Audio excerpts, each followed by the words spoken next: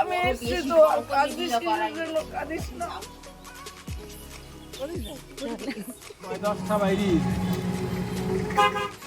Hello friends, welcome back to my channel Molina's ব্লগে। তোমাদেরকে অনেক অনেক ওয়েলকাম। আশা করি তোমরা সবাই সুস্থ আছো, ভালো আছো, আর তোমাদের ভালোবাসায় আমরাও কিন্তু অনেক ভালো আছি।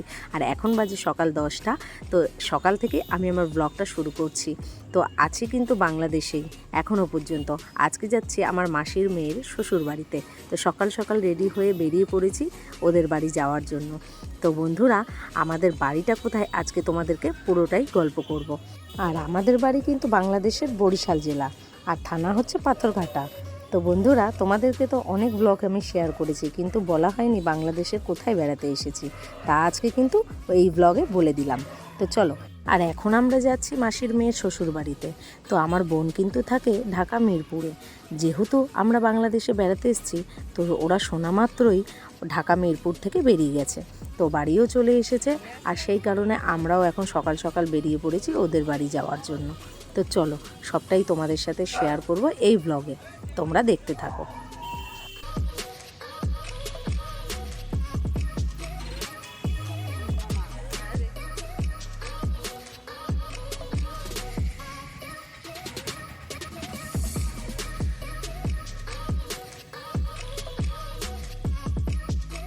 আর এই যে মা আর আমি টোটোর পেছনে বসে পড়েছি, আর বাবা বসেছে সামনে। আর ওদের বাড়ি না অনেকটা রাস্তা, তো এইভাবেই গল্প করতে করতে যেতে হবে। আর বন্ধুরা, বাংলাদেশে এসে এত ভালো লাগছে, তোমাদেরকে আর কি বলবো।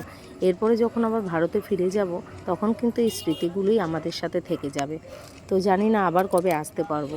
তো বোন আমার রাস্তাতেই দাঁড়িয়ে আছে, কখন আমরা যাব আর ও কখন আমাদেরকে দেখবে। তো আমার এটা মাসির ছোটো মেয়ে। আর আমার বোনের হাজবেন্ড কর্মসূত্রে ঢাকা মিরপুরে থাকেন। তো আমরা যেহেতু বাংলাদেশে এসেছি, শোনা মাত্রই ওরাও চলে এসেছে গতকালকে। তো আমাদের একটু বেরোতে বেরোতে লেটই হয়ে গেল। এখান থেকে অনেকটা রাস্তা, আর জানো তো খুব টোটো ভাড়া, এখানে অনেকটা টাকার টোটো লাগে ভাড়াতে।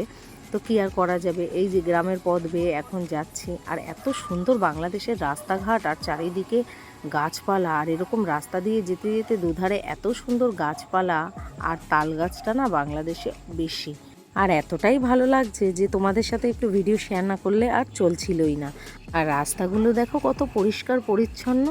তো খুবই ভালো লাগছে। আর সত্যি বাংলাদেশের একটা গান আছে না, আমার সোনার বাংলা আমি তোমাকে বড় ভালোবাসি। সত্যিই তাই, সোনার বাংলা সোনার বাংলাই হয়। তো খুবই ভালো লাগছে বাংলাদেশে এসে। আর এখানকার মানুষজন এত ভালো, তোমাদেরকে আর কি বলবো বন্ধুরা, ঠিক আমাদের ভারতের মতোই। তো সবাই খুব মিলেমিশে থাকে এখানে, খুব ভালো লাগলো দেখতে। আর সবার মধ্যে একটা একতা আছে। আর তোমাদের সাথে গল্প করতে করতে দেখো চলে এলাম বোনের বাড়ির কাছে। আর প্রায় আমাদের কিন্তু 1 ঘন্টা সময় লাগলো আসতে গিয়ে। তো এখানে টোটো থেকে নামলাম, তো বাড়ির অনেকটা আগেই নেমে পড়েছি।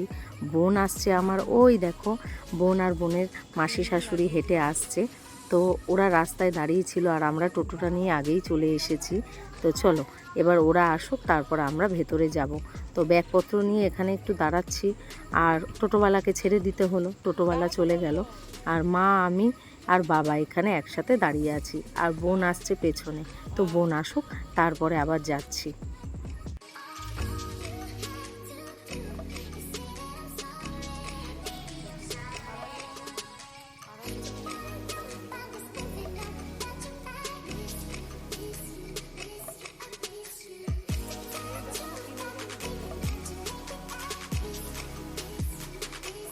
আর এই যে আমার বোন, আমার বোনের সাথে সবসময় ভিডিও কলেই কথা হতো। তো সামনাসামনি এইভাবে যে দেখতে পারবো আমার মাসির মেয়েকে, আমরা কোনো দিন ভাবতে পারিনি। তো যাই হোক, আমার মাসি তো আজ 12 বছর হলো মারা গেছেন। তো বোনকে পেয়ে আমরা কিন্তু খুবই খুশি। এখন যাচ্ছি কিন্তু বোনের শ্বশুর বাড়ি, আর ওর সঙ্গে আছে বোনের মাসি শাশুড়ি, আমার মা, আমার বাবা আর আমি। তো চলো, বোন তো আমার খুব খুশি। আর তোমাদেরকে একটু হাইও করে দিল আমার বোন। আর আমার বোনের মাসি শাশুড়ি আছে আমার পাশে। তো আমি যেহেতু ভিডিও করছিলাম, তাকেও বললাম, সেও একটু হাই করে দিল। আর এই দেখো, কথা বলতে বলতে ওদের রাস্তার গলির সামনে চলে এসেছি। আর এখানের বাড়িঘর তো তোমাদেরকে আগের ভিডিওতে আমি শেয়ার করেছি, টিনের বাড়িঘর আর কাঠের তৈরি। তো চলো, ওদের বাড়ি কিন্তু চারিদিকে কাঠের তৈরি, আর টিনের ঘেরা দেওয়া আছে, আর দোতলা বাড়ি করা আছে টিনের। তো এরকম গ্রাম্য পরিবেশে আর গ্রামের বাড়িঘর দেখে বন্ধুরা এত ভালো লাগছে, তোমাদেরকে কি বলবো। এই দেখো বাড়িটা, এই যে দোতলা বাড়ি ওদের, আর এই যে দাঁড়িয়ে আছেন উনি হচ্ছে দিদার শাশুড়ি। আর আমরা এখন ঘরে ঢুকছি, আর এই দেখো ঘরে ঢুকেই আমার বোন আর আমার মা কি কান্নাকাটি করছে। যেহেতু আমার মাসি নেই, মারা গেছেন আগেই বললাম, তো আমার মাকে পেয়ে আমার বোন কিন্তু খুবই কান্নাকাটি করছিল। আর এদিকে আমরা যেহেতু নতুন এসেছি, আমাদের দুধ মিষ্টি দিয়ে বরণ করে উলু উলু দিয়ে ঘরে নেওয়া হলো। তো খুবই ভালো লাগলো এই নিয়মগুলো দেখে। আমাদেরকে তো এইভাবে দুধ মিষ্টি দিয়ে বরণ করে ঘরে নিল। আর তোমাদের এই ব্লগটা কেমন লাগলো অবশ্যই আমাকে কমেন্ট করে জানিয়ে চ্যানেলটি সাবস্ক্রাইব করো। দেখা হচ্ছে নতুন একটা বাংলাদেশের ব্লগ নিয়ে।